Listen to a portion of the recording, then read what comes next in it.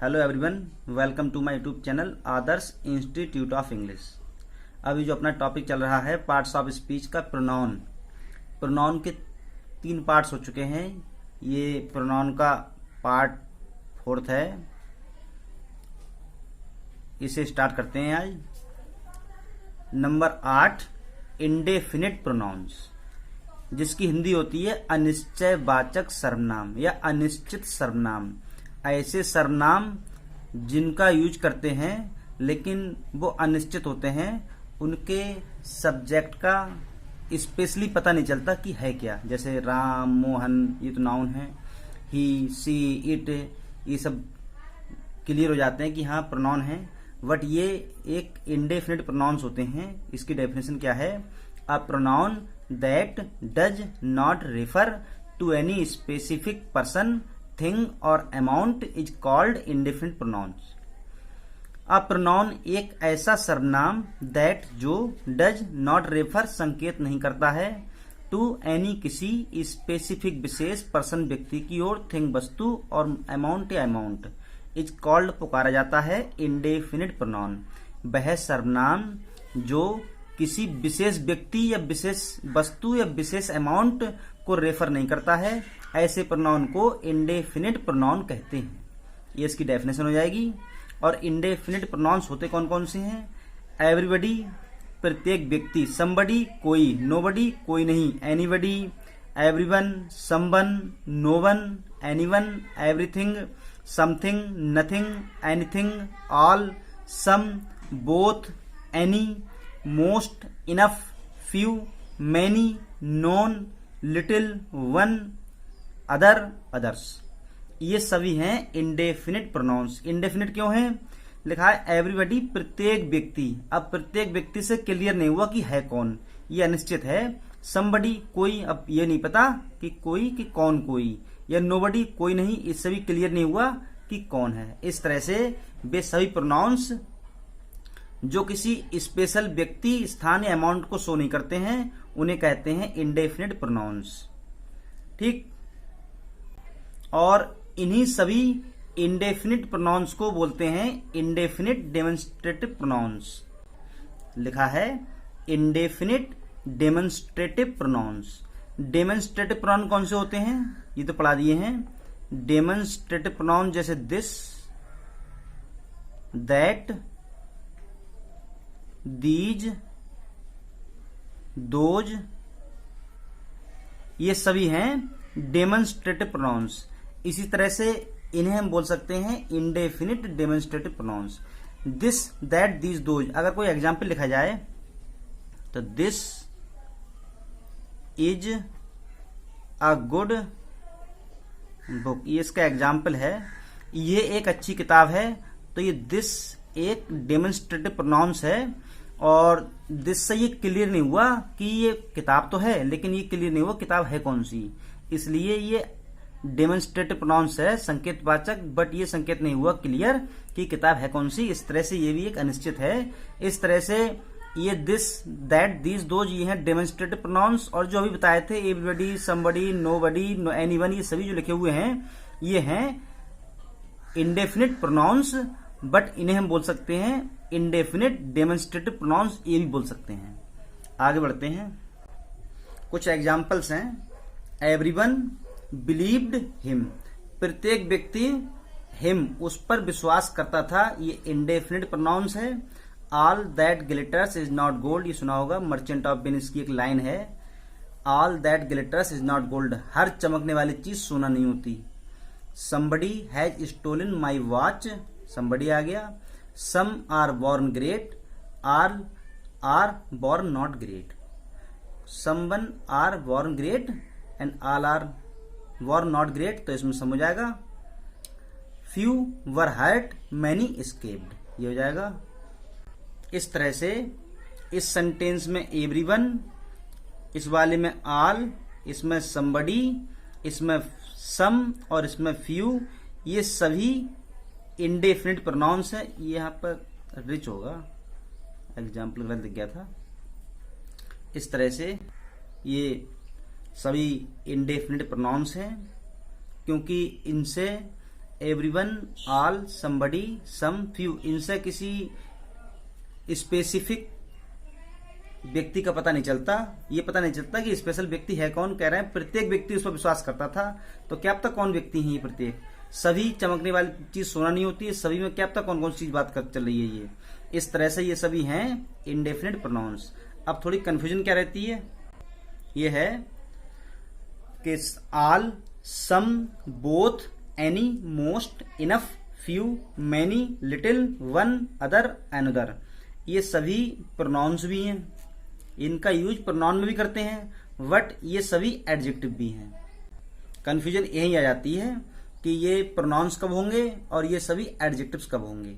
तो प्रोनाउन तो ऊपर डिस्कस कर दिया है ये कि फ्यू, वर, जब इनके तुरंत बाद में कोई हेल्पिंग वर्ब हो या वर्ब हो और इनके पहले कुछ और ना दिया हो, जैसे कि फ्यू है मतलब इनके तुरंत बाद कोई नाउन ना दिया हो, तब तो ये कहलाते हैं प्रोनाउन। फ्यू अगर यहां कर देते फ्यू बॉयज, तो बॉयज की विशेषता बताता ही तो जाता है एडजेक्टिव। फिलहाल आगे देखते हैं, एग्जाम्पल से क्लियर होगा।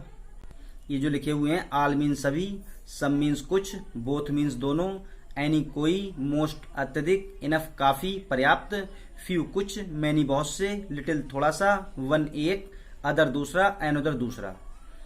अदर अनदर दोनों का मतलब होता है दूसरा। डिफरेंस ये है अनदर के बाद आता है सिंगुलर सब्जेक्ट, अदर के बाद आता है प्लूरल सब्जेक्ट। अब इसका एग्जाम्पल देखें। पहला एग्जाम्पल है सम मिल्क वाज स्पिल्ट, कुछ दूध स्पिल्ट हो गया। स्पिल्ट जो है थर्ड फॉर्म है स्पिल की। स्पिल की सेकेंड थर्ड फॉर्म यही होती है। स्पिल्ट होता है गिर जाना, फैल जाना। कुछ दूध फैल गया। अब है any fool can do that, कोई मूर्ख ऐसा कर सकता है। Few boys came to me, कुछ लड़के मेरे पास आए। अब इनमें देखा जाए तो मिल्क एक नाउन है, फूल एक नाउन है, वाइज एक नाउन है।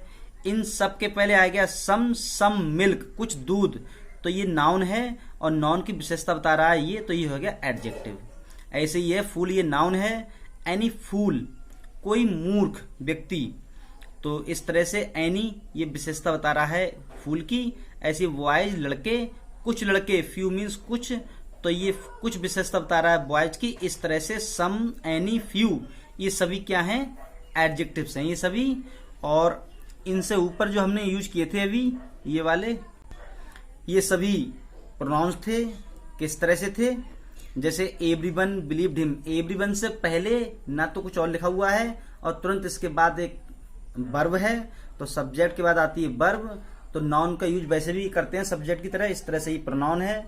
ऑल के तुरंत बाद कोई नाउन तो है नहीं, तो all that glitters not gold ये भी प्रोनाउन हो गया। समबडी के बाद वर्ब आ गई, सम के बाद वर्ब, फ्यू के बाद वर्ब। इस तरह से अगर इनके बाद में तुरंत वर्ब है और कोई नाउन नहीं तो ये होते हैं प्रोनाउन। और इनके बाद में अगर कोई नाउन है, जैसे ये हैं, ये लिखे हुए हैं सम मिल्क, एनी फूल, फ्यू वाइज, इनके तुरंत बाद में कोई नाउन है तो ये क्वालिफाई करते हैं मिल्क, फूल, वाइज। मतलब ये सभी वर्ड जब क्वालिफाई करते हैं या मॉडिफाई करते हैं, विशेषता बताते हैं किसी नाउन की, तो इन्हें कहलाते हैं, इन्हें कहते हैं एडजेक्टिव्स। इन दोनों के बीच में डिफरेंस है, बाकी कोई कंफ्यूजन नहीं है।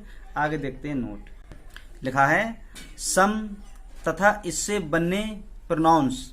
सम और जो इससे प्रोनाउंस बनते हैं, जैसे सम से बना है सम वन, समबडी, समथिंग का प्रयोग अफर्मेटिव सेंटेंस में करते हैं। एक सम वर्ड है, सम से जो प्रोनाउंस बनते हैं, फिर चाहे समवन हो या समबडी हो या समथिंग हो, इनका प्रयोग करते हैं या तो अफर्मेटिव सेंटेंस में, मतलब अफर्मेटिव सेंटेंस में करते हैं। जबकि एनी से बने प्रोनाउंस, एनी से कौन से बने हैं, एनीवन, एनीबडी, एनीथिंग, ये बने हैं एनी से, इनका प्रयोग करते हैं नेगेटिव सेंटेंस में। क्लियर हो गया। ये सम का इतना मान सकते हैं, सम का प्रयोग अफर्मेटिव में और एनी का प्रयोग नेगेटिव में। जब सम का प्रयोग अफर्मेटिव में करते हैं तो सम से जो प्रोनाउंस बनेंगे उनका प्रयोग भी अफर्मेटिव में होगा। एनी का प्रयोग करते हैं नेगेटिव में, तो एनी से जो प्रोनाउंस बनेंगे उनका प्रयोग भी होगा नेगेटिव में। एग्जाम्पल से क्लियर होगा। एग्जाम्पल्स है he has bought some mangoes, he has उसने, बाउट खरीदे, सम कुछ, मैंगोज आम, उसने कुछ आम खरीदे। अब लिखा है सम, तो ये सम का यूज किस में करते हैं, अफर्मेटिव में, सेंटेंस अफर्मेटिव है। और बात की जाए सम यहाँ पर है क्या, अभी ऊपर हमने डिस्कस किया था, ये प्रोनाउंस है, मतलब प्रोनाउन है, एडजेक्टिव है। तो अभी बताया था अगर सम या कुछ वर्ड लिखवाए थे अभी इंडेफिनिट प्रोनाउंस या कुछ वर्ड बाद में नोट लिखाया था, अगर इनके बाद में दिया है कोई नाउन तब तो ये होता है एडजेक्टिव, और अगर इसके बाद होती हेल्पिंग वर्ब या मेन वर्ब तो ये कहलाता प्रोनाउन। तो यहाँ पे ये एडजेक्टिव है। सेकंड एग्जांपल है समबडी हैज हेल्प्ड यू। अब ये सम से बना है समबडी, ऐसे ही आ गया समबडी हैज हेल्प्ड यू, तो समबडी आ गया। ये समबडी क्या है, एक प्रोनाउन है, इंडेफिनिट प्रोनाउन, इसके बाद हेल्पिंग वर्ब है ये, तो समबडी हैज हेल्प्ड यू, तो ये कौन सा प्रोनाउन है, indefinite pronoun.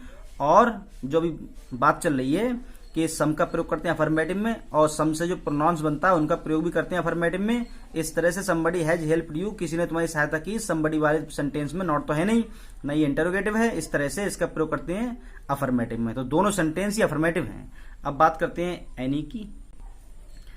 I have not any pen, मेरे पास कोई पेन नहीं है। अब आ गया एनी पेन, एनी आ गया और सेंटेंस में नेगेटिव है, इस तरह से ये एनी का प्रयोग करते हैं नेगेटिव में। She did not eat anything, उसने कुछ नहीं खाया, ये फिर आ गया सॉरी ईट एनीथिंग, ये एनी आ गया और सेंटेंस में नॉट भी है। इस तरह से ये दोनों एनी का प्रयोग हुआ है नेगेटिव सेंटेंस में। और बात की जाए एनी है क्या, एनी पेन, पेन से पहले आया है एडजेक्टिव है, एनीथिंग थिंग से पहले आया है ये भी एडजेक्टिव है, दोनों यहाँ पर एडजेक्टिव का काम कर रहे हैं। और इस तरह से और पूरे बात की जाए एनीथिंग तो क्या हो जाएगा, ये प्रोनाउन एनी पेन। पूरे वर्ड की बात की जाए तो प्रोनाउन कहलाएंगे ये।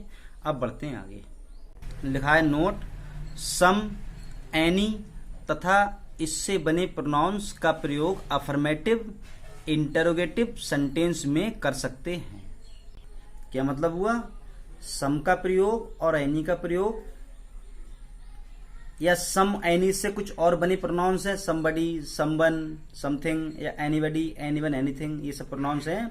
सम और एनी तथा इनसे बने प्रोनाउंस का प्रयोग अफर्मेटिव इंटरोगेटिव सेंटेंस में कर सकते हैं। मतलब सेंटेंस ये क्या हुआ, इंटरोगेटिव हो। इंटरोगेटिव सेंटेंस किसे कहते हैं, वह सेंटेंस जो किसी क्वेश्चन वर्ड से शुरू हो या किसी हेल्पिंग वर्ब से शुरू हो और उसमें नॉट ना हो तो अफर्मेटिव हो जाएगा।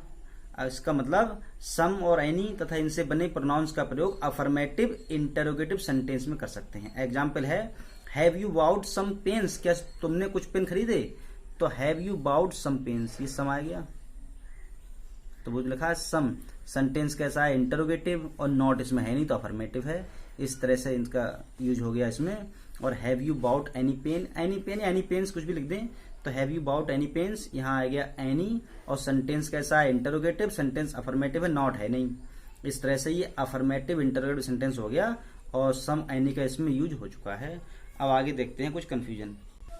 लिखा है कंफ्यूजन ऑफ मच। अब जो मच वर्ड है, मच का यूज कई तरह से होता है, ये नाउन भी है, प्रोनाउन भी है, एडजेक्टिव भी है, एडवर्ब भी है। कैसे है, एग्जाम्पल लिखा है much depends on what he says, अधिक से अधिक निर्भर करता है उस पर जो वह कहता है। तो ये डिपेंड्स है, ये क्या है, ये एक वर्ब है, और वर्ब है, वर्ब के पहले क्या आता है, सब्जेक्ट। इस तरह से ये कहलाएगा नाउन, ये नाउन होगा। और मच के बाद में जैसे ये लिखा है मच ऑफ, मच के तुरंत बाद में ऑफ है तो ये कहलाता है प्रोनाउन। क्लियर हो गया, much depends on what he says, अधिकतर उस बात पर निर्भर करता है जो वह कहता है। अब कह रहे हैं much what, much of what he says is true, अधिक से अधिक वह जो वह कहता है सत्य है। इस तरह से मच के बाद में अगर ऑफ लगा हुआ तो ये होता है प्रोनाउन। अब है he does not know much about me, वह मेरे बारे में अधिक नहीं जानता है, यह एक वर्ब। यह है मच, मच किसकी विशेषता बता रहा है, ये ही डज नॉट नो, वह नहीं जानता है, नहीं जानता है अधिक, ये विशेषता बताता है वर्ब की, मतलब नो की विशेषता बता रहा है ये। और जो वर्ड विशेषता बताता है वर्ब की उसे कहते हैं एडवर्ब, ये एडवर्ब हो जाएगा। अब आगे है much food has been taken, अगर किसी नाउन के पहले ही आता है तुरंत तो क्या कहलाता है, एडजेक्टिव। इस तरह से ये है एडजेक्टिव। और यह है she is much better today, she is much better today, वह आज अधिक अच्छी है, तो ये लिखा है बेटर। यह है मच और बेटर क्या है, एक एडजेक्टिव है। और ये विशेषता बता रहा है एडजेक्टिव की। जो वर्ड विशेषता बताता है एडजेक्टिव की उसे कहते हैं एडवर्ब। ये क्लियर हो गया। इस तरह से इस वाले मच डिपेंड ये नाउन है, मच ऑफ आ गया, ऑफ से ऑफ लगने से हो जाता है प्रोनाउन, और ये विशेषता बता रहा है वर्ब की तो ये हो गया एडवर्ब, ये विशेषता बता रहा है नाउन की तो ये एडजेक्टिव, ये विशेषता बता रहा है एडजेक्टिव की तो हो गया एडवर्ब। इस तरह से ही कंफ्यूजन रहती है मच की। तो नाउन, प्रोनाउन, एडजेक्टिव, एडवर्ब चारों का ये डाउट क्लियर हो चुका है। अब बढ़ते हैं आगे अगली कंफ्यूजन पर। लिखा है कंफ्यूजन ऑफ इनफ। अब ये एस जैसे अभी यूज करा था मच का, इसी तरह से कंफ्यूजन इसमें भी रहती है क्योंकि ये प्रोनाउन भी है नाउन भी है। He has sent me enough of the milk. He has उसने सेंट भेजा, मी मुझे इनफ ऑफ द मिल्क। जिस तरह से मच लग गया था अभी देखा था हमने, ये लिखा है much of, much of, of लगते ही हो गया प्रोनाउन। इसी तरह से इसमें है लिखा है he has sent me enough of, enough of, ये ऑफ लग गया। इस तरह से ये हो गया एक प्रोनाउन। आगे है देयर आर इनफ बॉयज। अब ये बॉयज हो गया, बॉयज एक नाउन है और नाउन से पहले आता है तब ये कहलाता है एडजेक्टिव, तो ये हो जाएगा एडजेक्टिव, राइट। उसके बाद है I have done more than enough. More than enough, enough ये हो जाएगा नाउन। नाउन किस तरह से है, कह रहे हैं आई हैव डन मोर, मैंने काफी कुछ कर दिया है। देन इनफ कुछ की अपेक्षा, पर्याप्त की अपेक्षा, तो पर्याप्त कार्य है कोई, इस तरह से नाउन है। एक एग्जाम्पल और है शी इज ब्यूटीफुल इनफ। ये लिखा है ब्यूटीफुल, और ब्यूटीफुल एक एडजेक्टिव है। इस तरह से जो वर्ड विशेषता बताता है एडजेक्टिव की वो कहलाता है एडवर्ब। ये थे सेंटेंस। इस वाले में इनफ ऑफ लग गया तो हो गया प्रोनाउन, बॉयज नाउन के पहले तो हो गया एडजेक्टिव, और ये देन इस तरह से इसका यूज हुआ है नाउन की तरह, और जब विशेषता बताता है कोई वर्ड किसी एडजेक्टिव की तो कहलाता है एडवर्ब। इस तरह से कंफ्यूजन थी इसमें। आई होप सारे डाउट्स क्लियर हो गए होंगे। ये था इंडेफिनिट प्रोनाउंस। आज की वीडियो में बस इतना ही। Thanks for watching.